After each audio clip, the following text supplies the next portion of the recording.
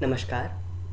मैं अनुभव झा, कक्षा 11वीं का एक छात्र रामकृष्ण संघ के समस्त साधुगणों और मेरे प्रिय श्रोताओं को अपना अभिनंदन व्यक्त करता हूँ। मेरी वक्तृता का विषय है you are the creator of your own destiny, अर्थात तुम स्वयं अपने भाग्य के विधाता हो। इस विषय में हम में से अधिकतम जनों में यह धारणा प्रचलित है कि हमारा भाग्य हमारे नियंत्रण में नहीं होता।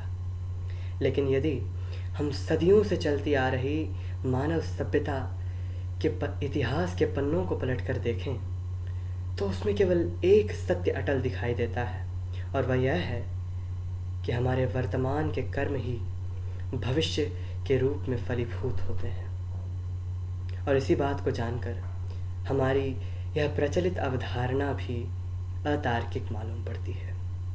और ये बातें उन बातों में से नहीं जो सुनकर भी मूक लगती हों। ये बातें उन बातों में से है जो सीधा हमारी ज़िंदगी से संबंध रखते हैं। और इस विषय में हमारे पास अनेकों उदाहरण हैं, जिसमें से सबसे उत्कृष्ट उदाहरण और कोई नहीं, वे स्वयं हैं जिसके कारण मैं यहाँ हूँ, स्वामी विवेकानंद। किसी ज्योतिष ने स्वामी विवेकानंद की हथेली के बीचों बीच पार होती हुई एक रेखा को देखकर यह भविष्यवाणी की थी कि स्वामी जी आगे चलकर एक बहुत बड़े सन्यासी बनने वाले हैं।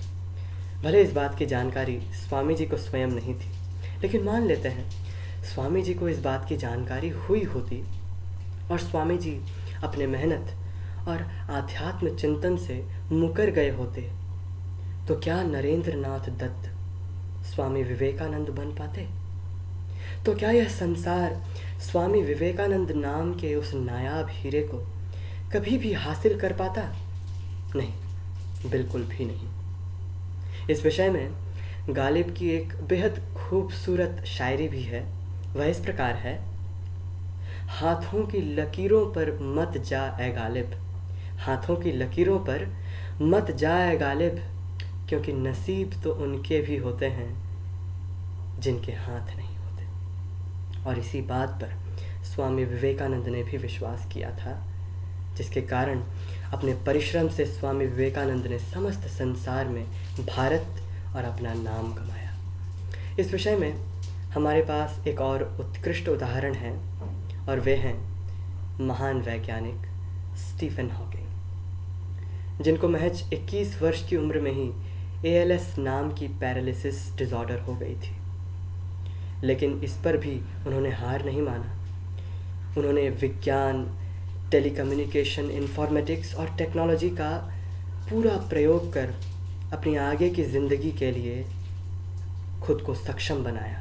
भले ही वे शारीरिक रूप से कमज़ोर हो पड़े थे, लेकिन अपने मानसिक शक्ति का प्रयोग उन्होंने इस प्रकार किया कि आगे चलकर उन्होंने अंतरिक्ष विज्ञान, black hole, theories of everything से संसार को ज्ञान प्रदान किया।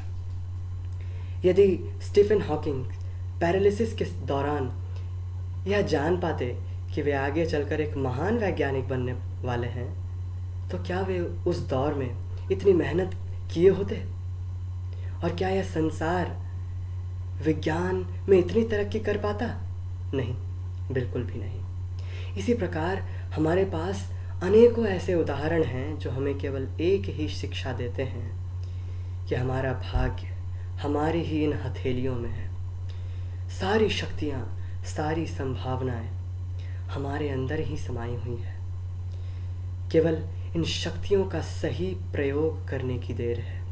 इनका सही प्रयोग कर ही हम स्वयं ही अपने लिए एक सुंदर भविष्य गढ़ सकते हैं। हमारे शास्त्र भी हमें यही शिक्षा देते हैं, कर्मण्येवाधिकारस्ते मा फलेषु कदाचन।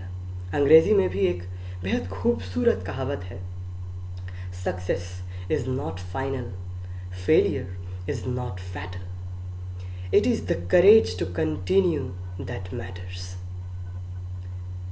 मैं अपनी इस वक्तृता को अंत के कुछ चंद शब्दों में अंत करना चाहूँगा। वक्त की कैद में जिंदगी है, मगर चंद घड़ियाँ यही हैं जो आज़ाद हैं, और इन्हीं आज़ाद घड़ियों में अपनी सारी शक्तियों और संभावनाओं का सही प्रयोग कर हम अपने लिए एक सुंदरतम भविष्य का निर्माण कर सकते हैं। धन्यवाद।